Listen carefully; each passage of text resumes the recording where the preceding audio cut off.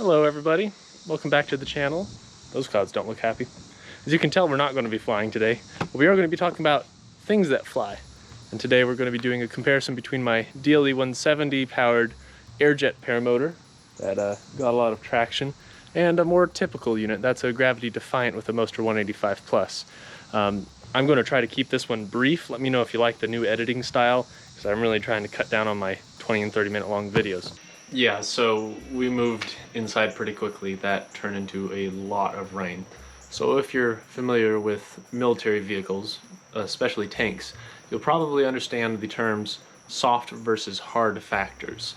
Hard factors are things you can measure. So in paramotors, it would be fuel quantity, thrust, weight, that kind of thing. Then there are soft factors. So ease of transportation, landing, takeoff, durability, and those are all things I want to talk about today. So in my hard factors list, I've got thrust, weight, noise, flight time, size, and cost. And then in the soft factors category, I've got breakdown or transportation, that's one, ease of launch, ease of landing, reliability, durability, and confidence. So we will be comparing the Airjet 170 with the Gravity Defiant 185, and we'll see which comes out on top of the end. I had to go buy a dial scale so I could do these. One like equals one support. All right, I will be pushing against this, back straight, no pressure on the scale as I first start up. I'm also going to do my sound readings while I've got it on my back. I don't want to redo it twice. So using an app on my phone here, I will have this down on the ground directly against the wall, same spot for both tests. It might not be exactly accurate, but it will tell us the difference between the two of them.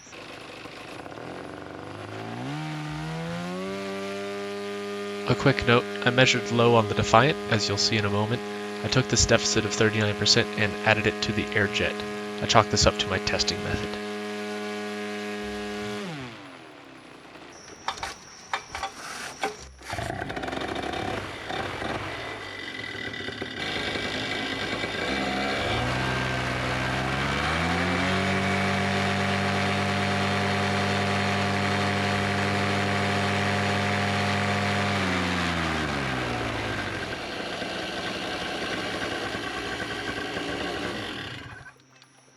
So just a reminder, this testing methodology isn't super precise.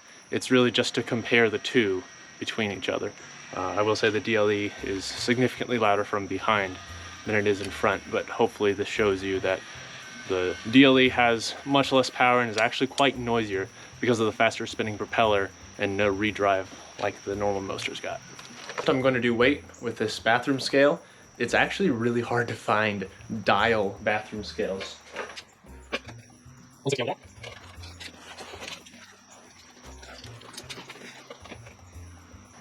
218.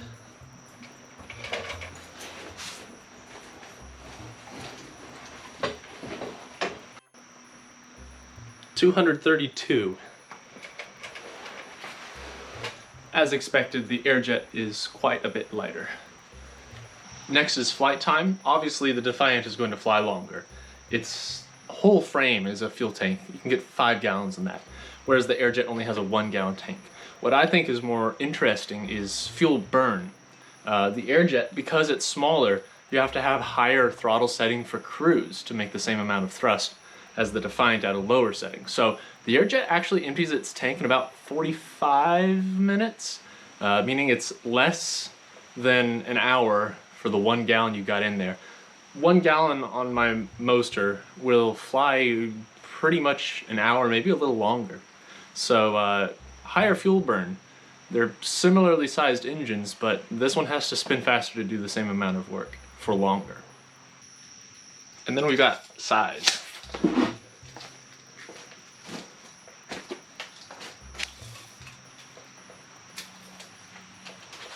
So the Airjet DLE 170 has a 32-inch propeller.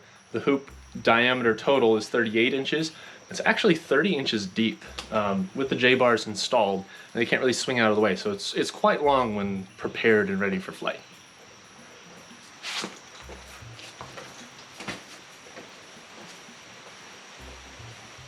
The Defiant is interesting. The propeller is a 51 inch, the hoop is 58 inches, but it's only 22 inches front to rear. I think a lot of that is the fact that swing arms swing.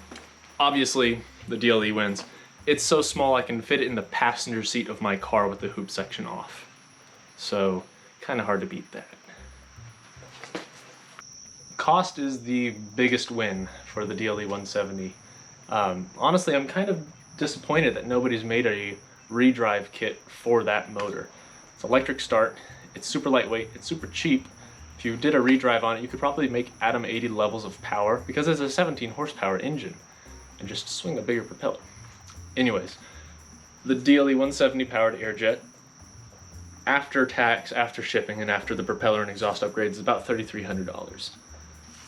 My Defiant, optioned as is, just under $7,000. So we're at half price.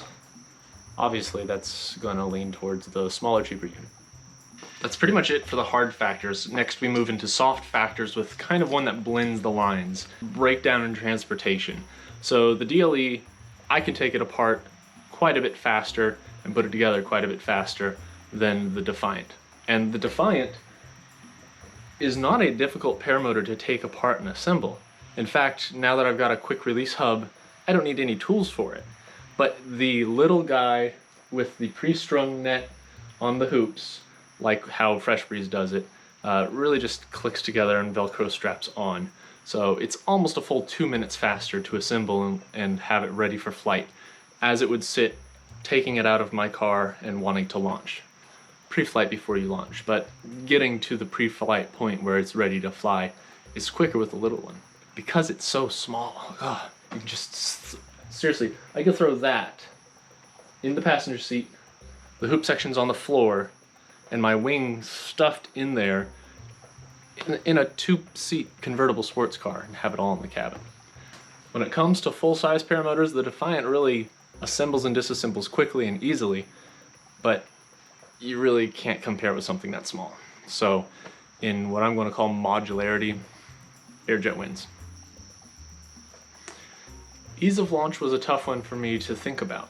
The hoop on the Airjet is so much smaller than a typical paramotor that it doesn't really hit anything and you hardly feel like you're wearing much. So it's easier to run, but I've got to give ease of takeoff to the Defiant with the Moster 185. The thrust is just there. Fewer steps, you gas it, you get maybe 10 steps in and you're off the ground. Ease of landing goes the other way. Airjet wins. It's so light. It doesn't matter what wing I've flown it under, it really just floats down. With the lighter weight on your back, it's really hard to beat. It's not as much force on landing. It's like jumping off of a small kitchen chair instead of the table in terms of shock effect on your legs. Ease of landing, Airjet wins. Reliability is a tough one because I really haven't had problems out of either of my units here. I'm going to call it a tie. The Moster swings a bigger propeller with a belt drive that obviously can break down. It also has a clutch which can break down, and everybody knows about the exhaust cracks. The DLE 170 doesn't have those problems, but it is battery powered, so it's one more thing to worry about. It's a smaller engine with a Walbro carburetor, and I have already had to modify the reed valves. It's recommended for this engine. They're not cast very well, but I haven't had motor outs on either of them, so I'm going to call it a draw. Durability, I'm also going to call it a draw, but the Airjet's no slouch. It's built really well. I don't think a lot of people realize how thick this material is. Anyways, I've got a test I like to do called Can I Sit on It? Yes. And yes. Worth noting what I just did on this little guy. The fuel tank has a hole in it. Put a piece of tape over that. It will leak. That's the only way it vents as it's drawing fuel out, so keep that in mind. The Defiant fuel cap is airtight, by the way. That's a one-way valve. The Defiant is a little harder to do this with, but yes, and yes. Keep in mind I had to take the propeller off so I could actually sit on this without something pushing on the ground. Totally floating here though. One more thing to talk about, and that's confidence. Really, this is the one that matters, and it's the reason why the Defiant or any other reputable brand paramotor will win out over the DLE 170. I can trust it more. The Moster is a much better engine in most ways other than weight, and flies longer, flies further, but most importantly, I know it will get me out of situations. I can go into a field and know I'll come back out the other side. This little guy, probably, but I'm much more hesitant. I'm still gonna fly it, but for that reason I don't recommend you buy one of those, especially not for your first paramotor. You gotta know what you're doing. I had to tinker with that one quite a bit to get it to work, and it does, but it's still not as powerful as something else, like a Most 185, an Atom 80, you know, your Pellinis, your HEs, all the other big names out there. So at the end of the day, if you want something to fly around for fun and tinker with for a second motor, maybe consider it, but don't make it your primary because it's probably going to give you a bad idea of what paramotoring is like, and it might get you in trouble. All right, that's all I've got for today. Should have been a flying video, but it's not flying weather. Thanks for tuning in. Likes and subscribes, let me know I'm doing a good job. What do you think about the editing? A little quicker, hopefully this video doesn't take too long. Come back and see me later. Have a nice day.